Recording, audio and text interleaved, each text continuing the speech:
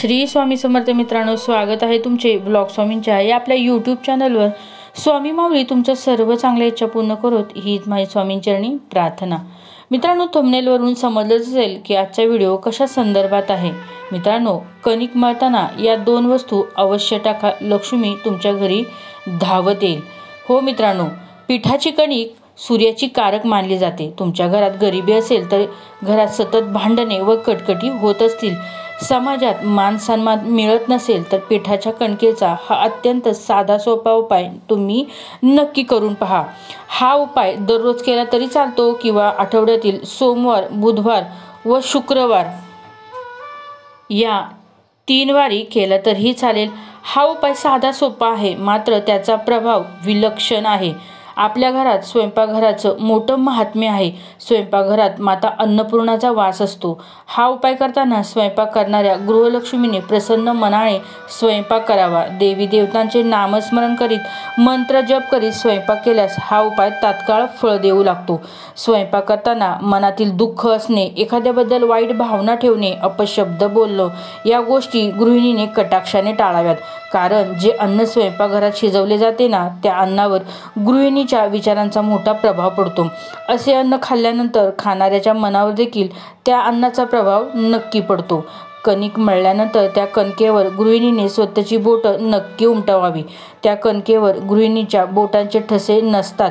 ती कणिक पित्र व वाईट आत्मा स्वतःसाठी ग्राह्य मानतात। अशा कणकेपासून बनवलेल्या पोळ्या खाल्ल्याने घरात आजारपण, कटकटी, भांडणे, दुःख, दरिद्री या अनिष्ट गोष्टी येत असतात।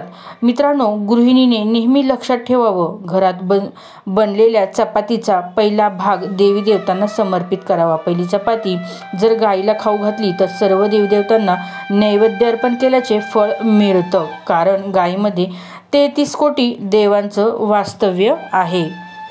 दुसऱ्या चपातीतील थोडासा हिस्सा घराच्या अंगणात, बाल्कनीत किंवा छतावरील कावळ्यांसाठी टाकावा, त्याने पितृ प्रसन्न होतात। आणि शेवटची चपाती किंवा भाकरी कुत्र्यासाठी काढून ठेवावी। कुत्र्याने ही भाकरी खाल्ली तर घरातील बाधा, आजारपण, नकारात्मक शक्ती दूर निघून जातात, इडापिडा टळते, शत्रू बाधा होत नाही। या काही नियमांचं पालन करूनच आजचा हा उपाय आपल्याला करायचा आहे। पीठ मिळताना त्यात या 2 वस्तू टाकायच्या आहेत, त्यामुळे आपल्या कुंडलीतील ग्रह, शुक्र ग्रह व चंद्र ग्रह मजबूत बनतील। आणि हे 2 ग्रह मजबूत असतील तर लक्ष्मी तुमच्या घरात येण्यापासून कोणी अडवू शकत नाही। शुक्र ग्रह भौतिक सुखाशी निगडीत आहे। घर, वाहन, बँक बॅलन्स, पैसा, ऐश्वर या सर्व गोष्टी प्राप्त करण्यासाठी कुंडलीमध्ये शुक्र मजबूत असणं अत्यंत महत्त्वाचं असतं। चंद्र मजबूत असेल तर मन नियंत्रणात राहतं, समाजात मानसन्मान, पद, प्रतिष्ठा मिळू लागते। मित्रांनो, पीठ मळताना त्यात थोडंसं तूप व चिमूटभर साखर नक्की घाला।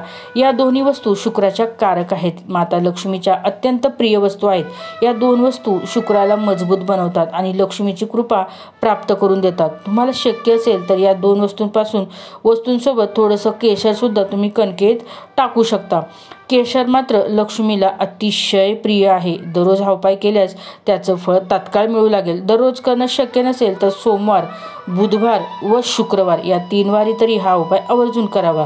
सलग काही दिवस हा उपाय करून पहा। तुमच्या घरातील आजारपण, कटकटी, भांडणे, दुःख, दारिद्र्य या गोष्टी नावालाही उरणार नाहीत। माता लक्ष्मीची कृपा प्राप्त होण्यासाठी कमेंटमध्ये श्री स्वामी समर्थ नक्की लिहा। सोबतच हा व्हिडिओ लाईक करा आणि मित्रांना शेअर करा। जे लोक ब्लॉग स्वामींच्या या चॅनलवर नवीन असाल तर त्यांनी नक्की सबस्क्राईब करा आणि बेल आयकॉनवर बटन प्रेस करा, जेणेकरून नवीन व्हिडिओ तुम्हाला सर्वात अगोदर पाहायला मिळतील। व्हिडिओ आवडल्यास नक्की लाईक करा।